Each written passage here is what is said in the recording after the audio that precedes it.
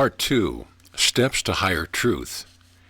When we proceed to consider what we know about the highest truth conceivable in our present state of development, we shall meet a very great paradox. And we shall also meet the reverse of this truth, that is, what we may term the only real sin possible to the human ego, the coming down from the perfect consciousness of this highest truth, which would constitute the great fall.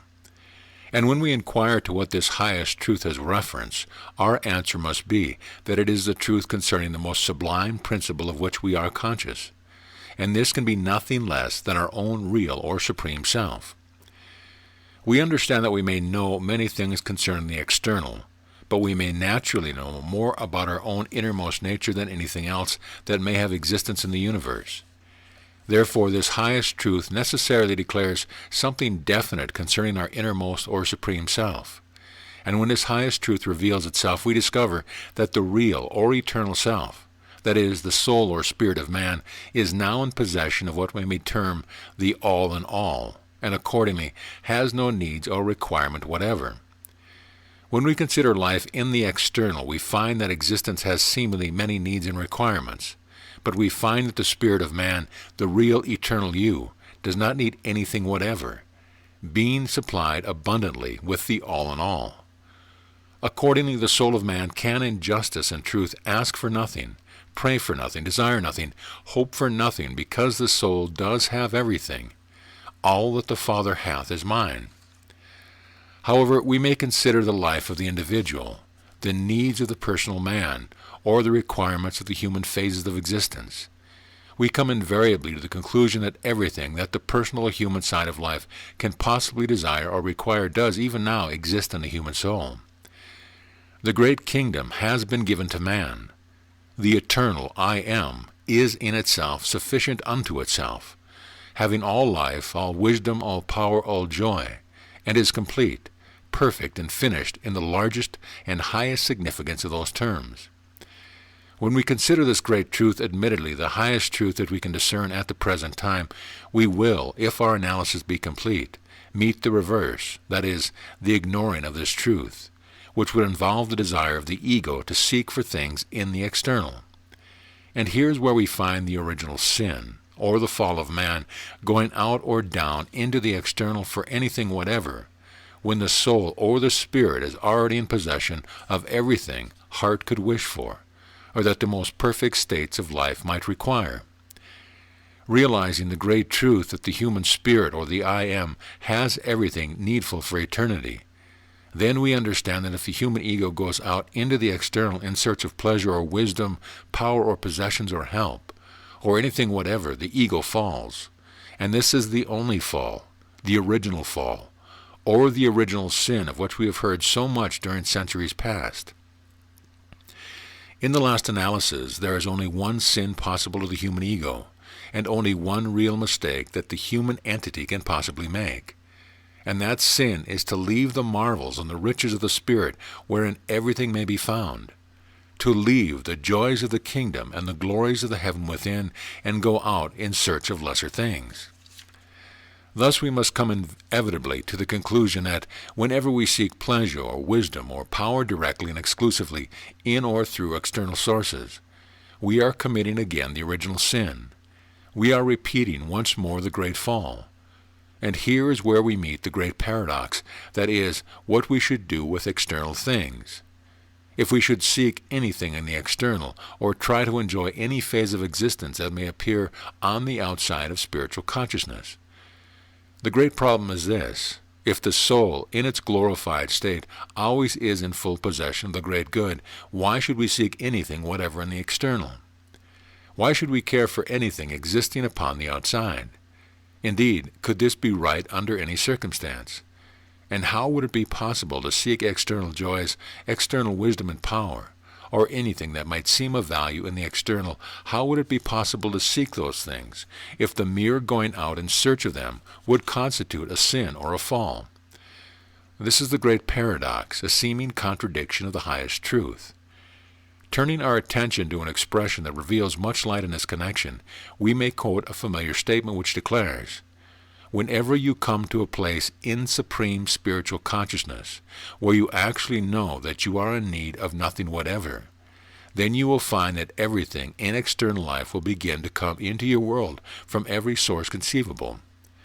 There are a great many enlightened and powerful souls that have applied the principle of this law, and it proves itself invariably.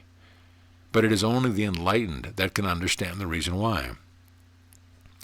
Considering another phase of the same idea, we realize that so long as we are going out, here and there, in search of what we need or desire, we are not true to ourselves. That is, we are not true to our highest and best self, that highest and best self that does possess everything we need. Briefly stated, we step down from our lofty position whenever we seek anything in the external,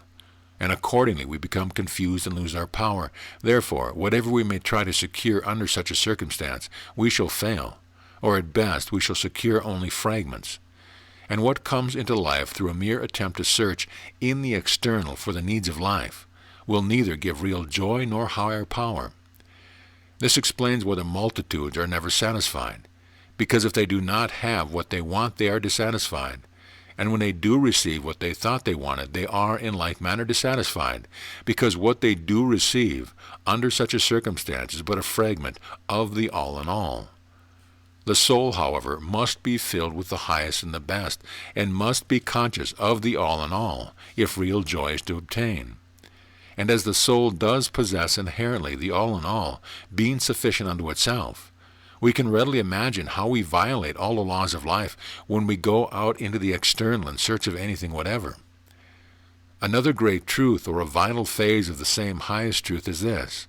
that so long as we retain our lofty position, realizing that we have everything, being all sufficient, having need of nothing from any source, and being so complete in ourselves, in our real supreme self, that we do not even need the universe, but could abide in serenity and perfection even though the universe should disappear. When we continue in that sublime realization, we establish ourselves in the very midst of the greatest power that the soul can possibly exercise.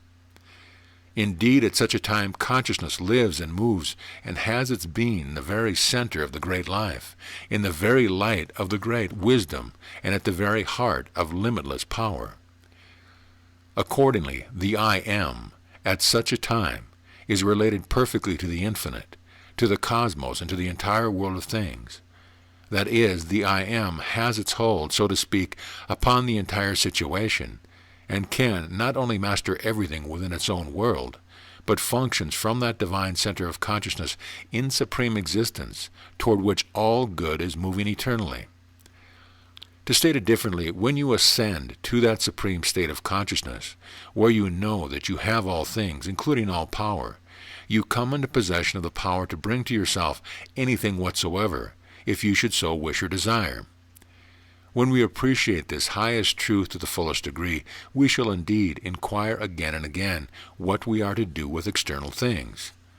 But the problem is readily solved, because the question is not whether we are to ignore the external, or try to adapt ourselves to the external according to the light of this highest truth.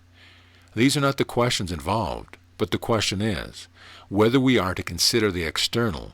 as of first importance, or look upon the manifested universe as something that is not absolutely necessary to our real existence, but that is a coming forth into external appearance of the all in all, the full possession of which we now have and always will have for all eternity. To use another expression, external things are not necessary to our happiness or wisdom or power any more than the rays of the sun are necessary to the existence of the sun. But because of the existence of the sun, the rays will continue to come forth perpetually. And in the same manner, because of the existence of the all in the soul and in the spiritual world, the manifestation of things will continue perpetually, and we can enjoy them as an expression, just as a genius enjoys his work, although knowing that his work is simply the result of what he is in himself, and of what he is doing with what he does possess within himself. When we consider the element of happiness, which has been described as the highest good, we learn that we never find happiness if we go in search of happiness itself. True, we may find a few momentary pleasures through such a search, but those pleasures invariably produce undesirable reactions. The truth is that we find happiness not by seeking happiness directly, but by doing something that will result in happiness, And in all our doing, that is, if we wish to exercise our highest and greatest power in whatever we do, we must ascend to the consciousness of the great power existing in the soul.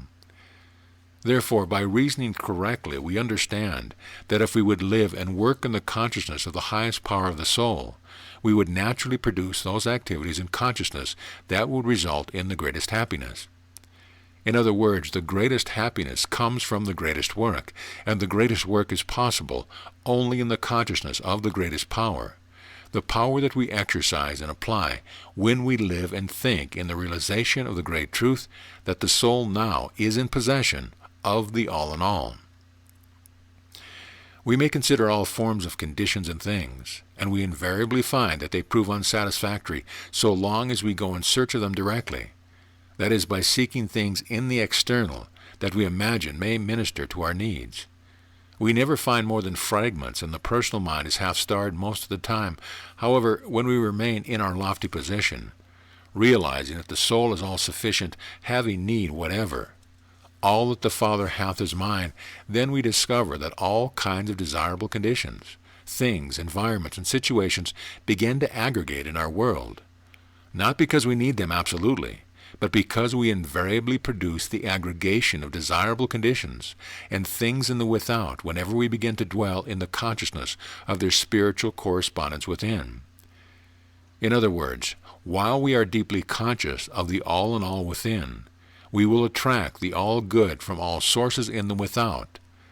Thus we explain the great mystery, that is, why the soul in its lofty position, where it feels that it has need of nothing, begins to draw towards itself everything. To state the same truth in a different manner, we may emphasize the statement that when we enter that place in spiritual consciousness where we find everything, and where we find everything in its true and perfect position, when we live in that place we find the external conditions and things, we begin to readjust ourselves on every hand, working themselves out right, transforming themselves in every form and manner so as to harmonize in their external state with the perfect harmony and right position of what we have become conscious of in that sublime state in the soul where all is always well. Here we discover how we create for ourselves a new heaven and a new earth, and how all things become new in the external when we have realized that which is forever new in the sublime within. That is, when we find the real heaven within, or become conscious of the newest and the highest states of being that we can realize in our present state of development.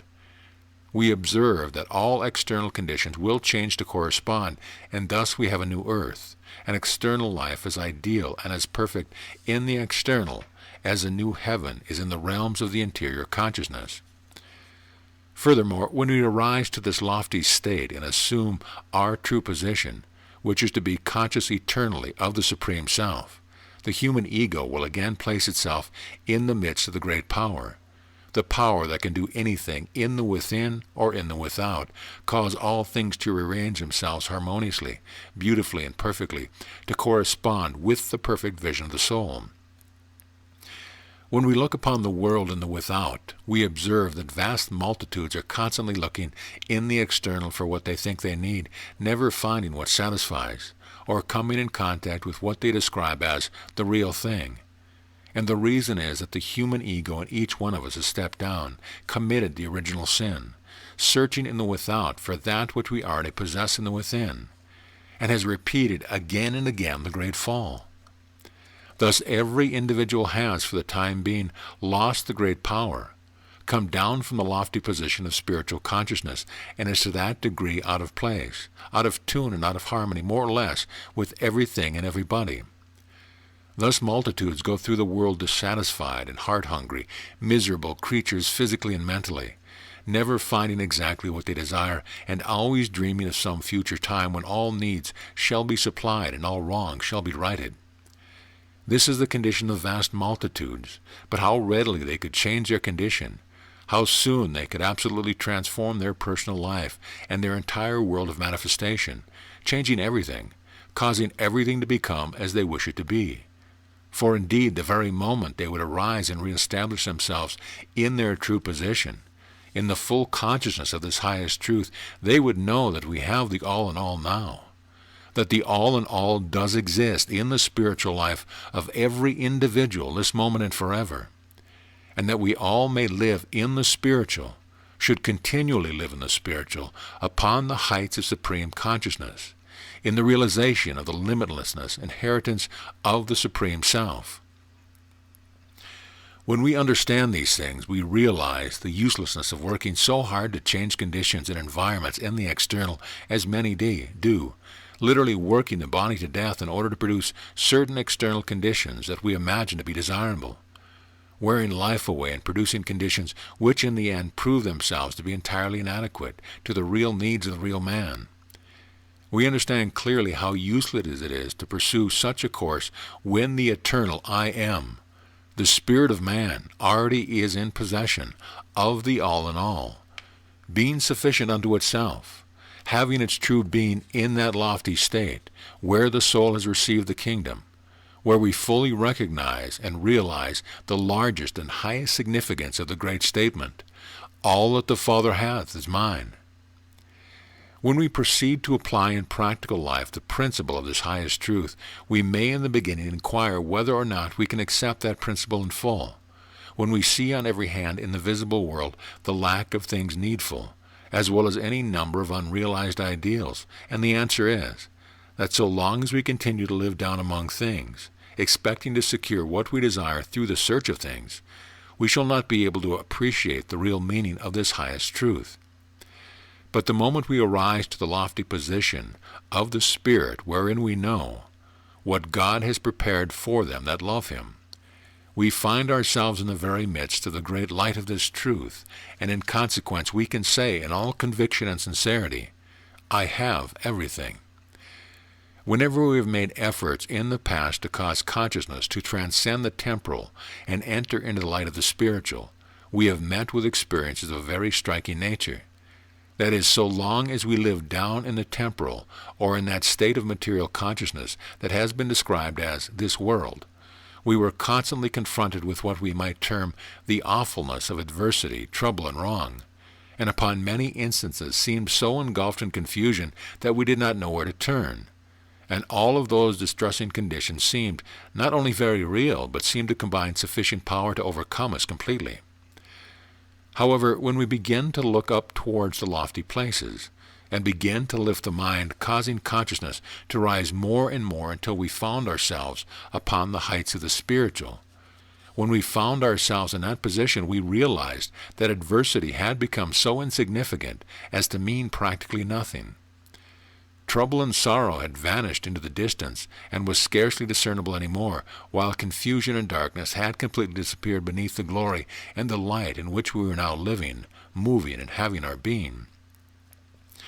We all have had experience of this kind, illustrating how real adversity and confusion seems to be while we are down among things, and how insignificant trouble, evil, and wrong become when we permit the soul to take wings and ascend to loftier heights. In other words, while we are down among things, we do not seem to have anything that is satisfactory, and most everything seems to be against us. But when we transcend this world and enter the light of the Spirit, then everything changes. We find ourselves in possession of everything that we wanted. We are conscious of the fullness of the all-good, and instead of conditions being against us, everything is for us, coming more and more into our world, bringing from every source the spirit and truth of the heart's desire. Considering this experience, we may justly inquire as to this real significance, whether or not is it a demonstration of the law, or merely a seeming change for the better due to a change of attitude. And it may seem to be the latter at times, that is, we may enter into a state of mind wherein everything seems better, although in the world of hard, cold facts there may be no change whatsoever. And this may be true at times and for a period, but we all shall discover most positively that even the hard, cold facts of the practical world will respond and change absolutely, provided we continue to live upon the spiritual heights, and continue to affirm this highest truth, that we have everything now, that we have the all in all, being sufficient unto ourselves, created as we are in the image of the Supreme, and having in our possession the riches of the infinite. We shall find through actual demonstration that so long as we maintain our lofty position in the spiritual consciousness of this highest truth, never under any circumstance coming down or giving way to any seeming contradiction of this truth, so long as we continue in that lofty position, we will gradually and surely cause everything, both in the without and in the within, to change more and more, until our entire world, visible and invisible, tangible and intangible, has become exactly similar to our own sublime realization of truth. Approaching again the great paradox, when you realize in spiritual consciousness that you have everything, and therefore need not go in search of anything, it is then that everything that you ever desired or wished for or asked for will come to you in boundless supply from every source. When we consider this paradox from other viewpoints, we may well ask ourselves, why should it be necessary for everything to come to us that we might have desired in the past, when we have become conscious of that sublime state of being where we feel that we are not in need of anything? This, however, is something we can understand only as we become spiritually conscious and discern clearly the true relationship between that which remains forever in the Absolute and that which is forever coming forth into manifestation. In reality, the soul or the spirit is not in need of things, and therefore, if we wish to live in perfect harmony with the life of the soul, we must not think it necessary to go in search of things in order to secure pleasure, wisdom, or power. But aside from this great truth, the soul, when living its full life, will give expression to its own joy, to its own wisdom, to its own power. And all such expressions will find manifestation through those external things that correspond to the life and the ideals of the soul. Again, the soul is sufficient unto itself in every form and manner, and yet it is not the purpose of the soul simply to live merely in the consciousness of that state of all self-sufficiency. It is also the purpose of the soul to bring forth, in ever-increasing measure, the elements and qualities of that state of self-sufficiency. And this bringing forth will cause life in the personality to be related to the world of things, and related harmoniously in proportion to the perfection of our consciousness of this all-sufficiency of the soul. To state it differently, if we are only partially conscious of the all-sufficiency of the soul, we will be harmoniously related to the world of things only in isolated places, while more or less at variance with the larger part of the visible world. But as we grow in the consciousness of this all-sufficiency of the soul, we will manifest more and more of the life and wisdom and power of the soul, and thereby cause a larger measure of the world of things to be related harmoniously to our own personal existence. To use a kindred expression, the more of the harmony of the soul we become conscious of, the more harmony we will establish in our own world of things, and also the more of the fullness of the life of the soul we become conscious of, the more of the good and the true and the perfect will we realize in the outer world of things, proving the law that external things, as they exist or act in our personal world, will correspond exactly with our state of consciousness in the within. It may require much deep thought to discern the significance of this analysis, but if we look upon external things as merely channels for expression,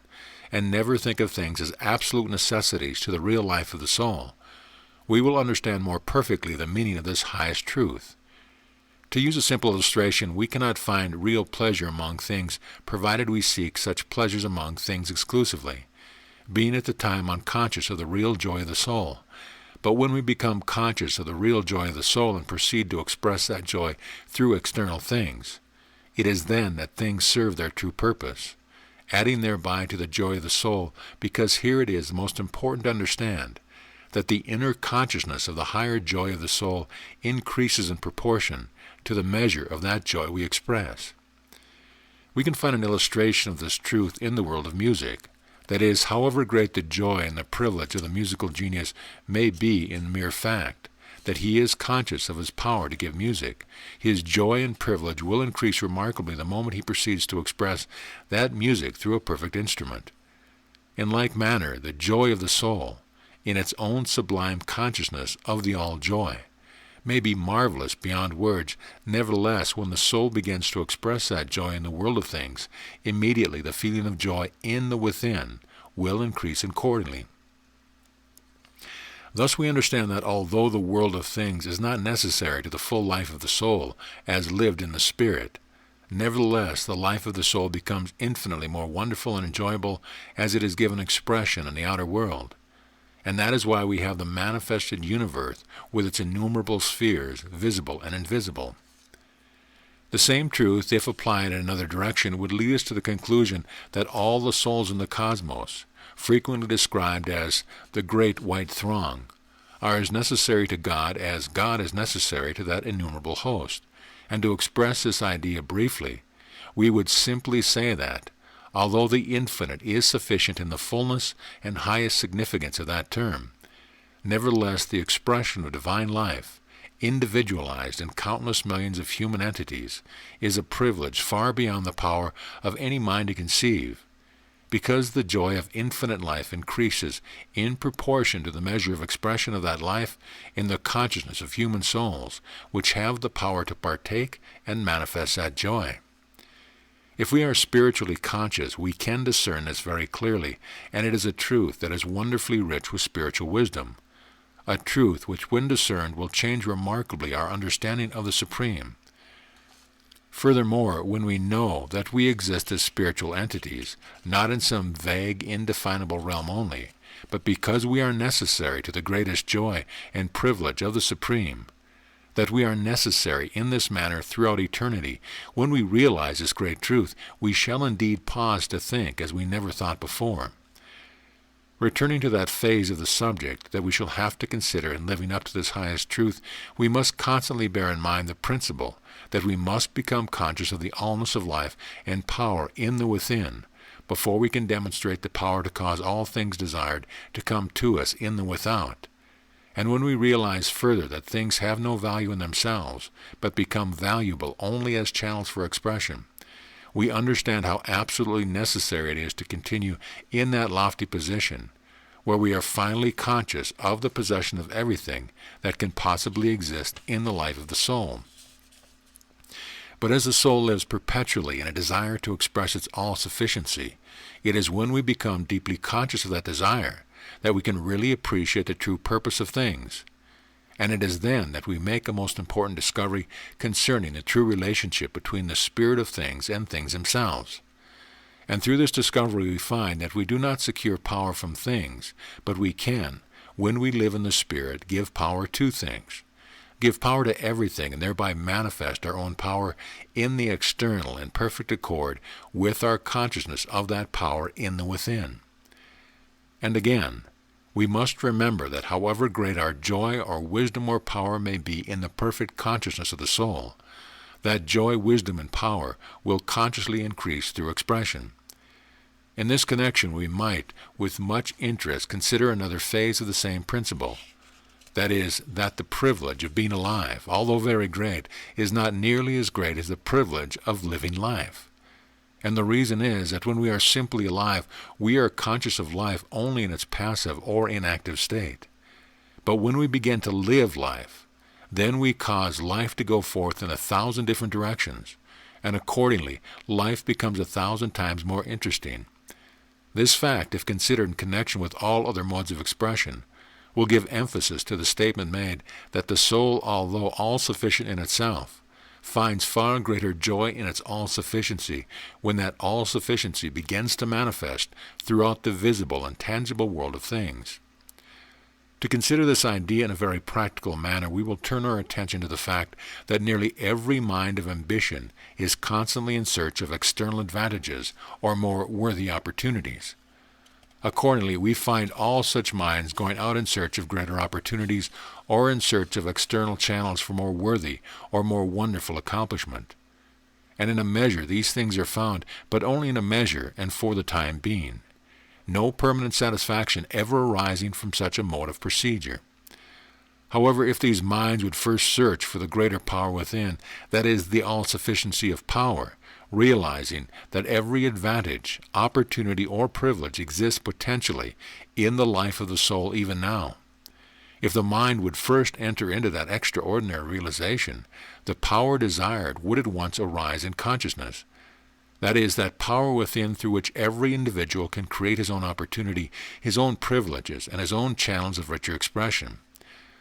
Thus, instead of going out into the external in search of something that will have to be created from the within before it can possibly exist in the external, instead of taking the roundabout way, usually finding nothing, we may, by entering directly into the consciousness of the all-sufficiency of the soul, secure the very power through which we can create for ourselves any external opportunity, privilege, or advantage that we may wish to apply in connection with any object or ambition we have in mind. When we understand these things, we realize that there is no contradiction in the statement that, having everything already, we should not go in search of anything. But there is a seeming contradiction so long as we view this highest truth from the consciousness of the personal only. The fact is, we should not go in search of things for the mere sake of possessing things, or in the mistaken belief that we can find in things what we need or desire. We should not take another course entirely and first seek the consciousness of that higher power within that can, when manifested in the without, do anything desired with things. A power that can create any condition among things, or attract any combination of things or quality of elements or forces, whatever according to the object we have in view. To use a familiar statement, we can do anything desired with effects when we gain the power to master completely the original cause of all such effects. But that power we cannot gain so long as we live down in the world of things, believing that we are subject to things or dependent upon things, or that we can secure happiness, wisdom, power, or a richer life through a certain peculiar combination of things. Such a belief is the very reserve of the highest truth, which declares that we are not directly dependent upon anything in the external, because we have not only the all-in-all in spiritual consciousness, but through the possession of the all-in-all, we have that power that can, when applied externally, do everything conceivable with the external world. Another important statement to hold constantly before mind is this, that we secure a certain desirable combination of things in the without, only as we gain the consciousness of the ideal of that combination in the higher life of the real and the true. But we cannot become conscious of that ideal excepting in this sublime state where we know that we have everything. When we consider the needs of the personal life as found among those who live exclusively in the world of things, we discern on every hand persons that feel as if they could not exist another day unless they secured certain conditions, certain privileges, or certain tangible things that seem absolutely necessary. And they live constantly in that attitude, receiving temporary satisfaction upon occasions, but never securing what they think they positively must have in order to live. And the reason is that they are looking in the world of effect for that which cannot appear in the world of effect until it has been created by the natural cause in the within. We may grope in darkness for ages, thinking we cannot exist another moment until we receive the light, and yet so long as we continue to grope in the darkness, never thinking of how we might produce the light, we will continue in the blackness of the darkness without change. But the very moment we go to the source of light and give attention to that source, we produce the light and the awful darkness disappears completely. However, the great source of everything that we may desire or need can be found only in that sublime state of consciousness wherein we know that the soul is in possession of the all-sufficiency, in need of nothing, having within itself the limitless life, wisdom, power, and riches of the infinite. It is then that we can give real action to the sublime source of the great life.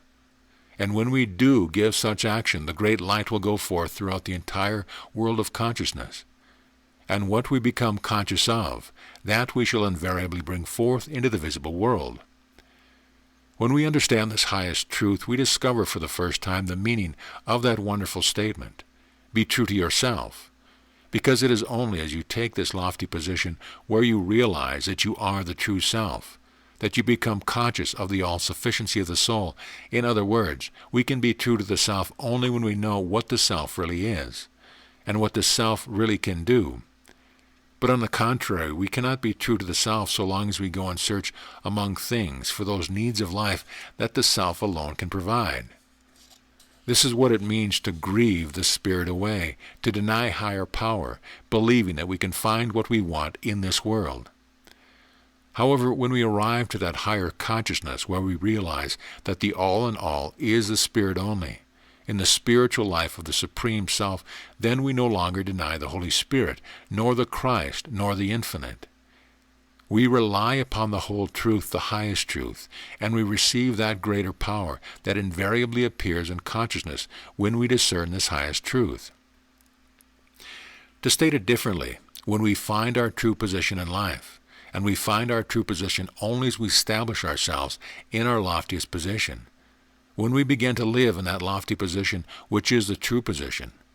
we understand that it is then, and then only, that we can live life as life should be lived, and relate ourselves to things in such a way as to use all things according to the law of manifestation and the law of growth and advancement in personal life. That is, it is only after we have taken our true place in life and consciousness that we can do anything right. And when we begin to do everything right, then we can readily understand what a marvelous change must come over our entire world. The more we think of this highest truth, the more clearly we appreciate its real significance. But while we are on the way to the full understanding of this highest truth, it is well to consider the immediate value of accepting this truth, even though its greatest power has not as yet become manifest. To illustrate, when we accept the idea that the human soul, being in possession of everything necessary to life, and when we realize that the spirit of man can, therefore, need nothing or lose nothing, when this startling truth is realized, we shall never be depressed, dissatisfied, or disappointed with external conditions, no matter how disappointing these conditions may for the time being seem to be. When we take that lofty position, realizing that we have it all, and therefore we can in reality experience neither loss, grief, nor disappointment, when we take that higher ground, what an immense change we will produce, not only in our own attitude towards life, but in our own state of mind, in our own feeling, desires, and mental actions. In fact, our mode of thought and action will change absolutely. And instead of grieving when conditions seem to be adverse, we will continue in the consciousness of the great truth, that we have everything and that all is well. In the beginning, the practical value of such an attitude will simply be to give us sublime peace of mind, no matter what may transpire. But the taking of that higher ground will work wonders in the course of time, because if we continue to live in the conviction that we have it all, and that all is well, we will continue to create the perfect and the ideal in our own consciousness, creating the perfect and the ideal more wonderfully and upon a grander scale every day. And according to the great law, whatever we create in consciousness, we will invariably experience, attract, produce, and possess in the external in due time. In consequence, we do not simply give the mind peace by living in the conviction that the soul is all-sufficient now, in need of nothing beyond all loss, grief, or disappointment. We accomplish infinitely more than merely this peace of mind, because while living in that lofty position, we continue to live the highest truth, to express and manifest the life, the wisdom, the light, and the power of the highest truth. And in due time such expression will appear in the visible and in the tangible, which will mean the transformation of the external according to the image and likeness of the highest truth,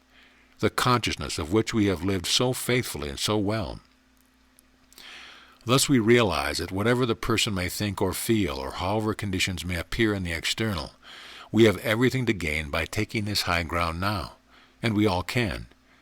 Then as we proceed, we will demonstrate more and more that the law is absolutely true. We shall not have to live very long in that lofty place in the consciousness of the power of the Spirit, until that power will begin to make changes for the better in mind, body, and in external conditions. Furthermore, we will demonstrate continuously the power of that great statement, when one is lifted up, hundreds and thousands will be lifted up. When we take this great step, we will become instrumental in leading, first, a few to do the same, then a larger number, until later we may inspire a vast throng to take the same higher ground, the final results of which will be marvelous beyond words to describe. We know that the greatest movements in the world have originated in this manner, some great soul taking higher ground and a few coming up to the same lofty place later, and gradually a larger number began to apply the same idea until the movement itself became an inspiration to the race. We can do this very thing now upon a larger scale than anything ever attempted in the past, because we are not dealing simply with the light of some valued idea. We are dealing with nothing less than the light of the highest truth, and therefore the possibility of a spiritual movement having for its purpose the living up to this highest truth. The possibility of such a movement are so numerous and so wonderful that we shall, in order to appreciate the outcome, cause our imagination to extend its power into the highest and largest realms conceivable. And even then we shall be able to imagine only a part of what we may accomplish in taking such a course, proceeding now regardless of time, circumstance, or condition to live up to this highest truth, to know that we have everything that heart can desire, living in the very life of the Supreme. End of section.